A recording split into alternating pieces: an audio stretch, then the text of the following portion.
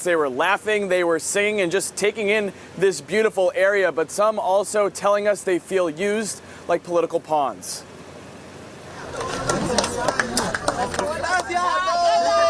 It was an emotional morning on the Vineyard, full of hugs and goodbyes. Venezuelan migrants thanking the volunteers who took them in after they were dropped off 2 days ago as they embark on their next journey. With the clothes on their back and their only possessions in these bags, they boarded a ferry bound for the mainland, and whatever confusion and uncertainty they started with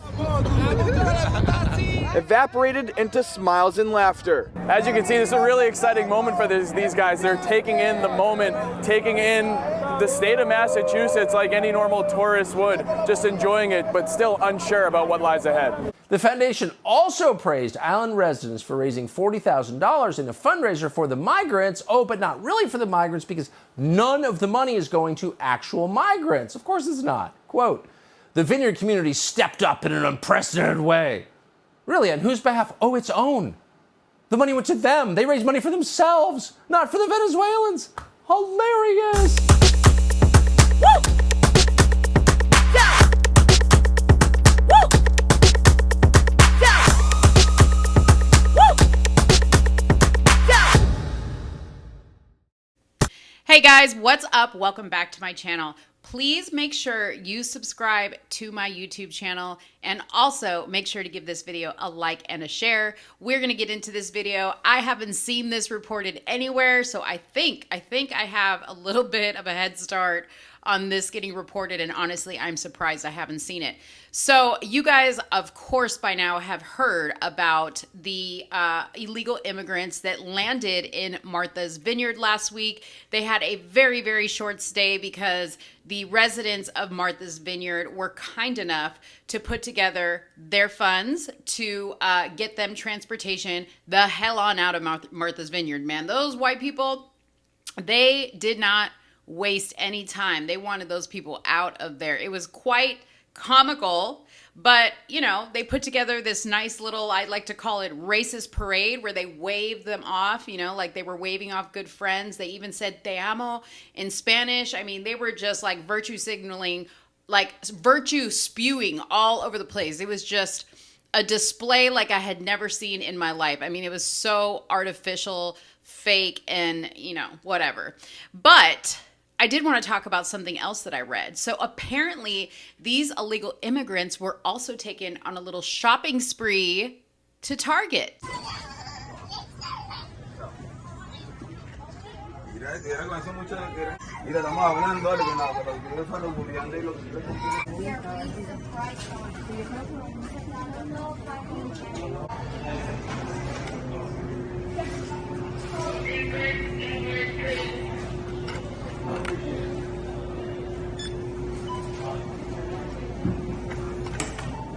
Our pictures and everything that I'm going to show as we are talking about this. But of course, as always, I am going to read to you an article. So before they were ferried off by the billionaires on Martha's Vineyard to a base on Cape Cod, they were taken on a very nice shopping spree to Target. Okay. Now you guys might ask, with what money? Well, allegedly, I'm going to say allegedly, there was a GoFundMe set up, okay, a GoFundMe campaign set up to raise money for 50 illegal immigrants. Now, I don't know who set this up. I don't know if it's still going, but they were able to raise $42,000, but it said the money will go to Martha's Vineyard Community Foundation that already has $14 million in assets. So I don't know if somebody started this and they were going to take a portion of that money, because I guarantee you they're not taking all of that money. And they were going to use it as an incentive to get these people off the island as quick as they could. But, you know, to cleanse their racist hearts, they decided, you know, let's take them to Target. Let's take them shopping, right? Okay, so in this article, it talks about 5 of the Venezuelan migrants shipped from Martha's Vineyard to Joint Base Cape Cod today enjoyed a shopping trip to a nearby mall. Okay, so maybe they didn't take all of them. Maybe they just took 5 of the 50. Okay, they picked 5 lucky winners. So with that $45,000, they couldn't treat all 50 to a little shopping spree. But whatever. A family of 3 and 2 young males among the 50 originally flown to the exclusive Massachusetts island by Florida Governor Ron DeSantis on Wednesday strolled around Target excitedly gazing at the goods. They were dropped off at a smart Cape Cod mall in Hyannis in the same yellow coach that had whisked them by ferry from Martha's Vineyard the previous day to the massive military base on the mainland. The bus also stopped at an urgent care center on the way to the mall to drop off 5 other migrants for evaluation after they complained of various illnesses and conditions. Well, that's just great. That's just great, okay? Meanwhile, we're being told we have to still cover up our faces, still be careful, still test for COVID, and these people are walking around spreading whatever diseases they brought. The bus also stopped, one of the migrants at the mall, Giancarlo, who was 35, told dailymail.com exclusively as he walked among the aisles in Target, "We are so very happy to be here at the mall and in America. We are just going shopping, looking for household items. We are trying to set up our situation." Now, there's a picture here that I'll put up of a little kid looking at some video games. So I guess video games are a necessity, okay? This is Nancy and her son Fabian. They browse the shelves at Target looking at video games, okay? I'm also going to put up some other pictures as we go through here. All right. Carlo in the store with his wife Nancy and son Fabian, who's 11, continued, "We do not have any family in the United States, but we are determined to stay here. We do not want to go back. We want to work hard." I want to highlight that statement. They do not want to go back. They want to stay here in racist America. All you people that already have the luxury of living here, these people, they don't want to go back to where they came from. You know why? Because they came from Venezuela. You know what Venezuela is? It's a communist country, and they have no freedom there. Well, that's what we're actually turning into. So I don't know if Carlo and Nancy and Fabian got that news, but they're willing to work hard, okay? So I think at least that's a good sign. They're not saying they want to live off the government, I hope, right? Anyways, they said, "We are very happy at the military base. It is very good for us there." Of course it is. You're being treated very well on behalf of the American taxpayers. Well, I believe the state actually pays for that, if I'm not mistaken. The father, who does not speak English, was reluctant to give too many details about the exact route his family took from their home in Venezuela, capital Caracas, in order to cross the border from Mexico into Texas. But he did tell us exclusively, "We walked all the way through the jungle, through the desert. It took us more than 6 weeks, and it was very tough." Carlos spoke as son Fabian delightedly sorted through DVDs before picking up a Lego set featuring Marvel characters that he pored over.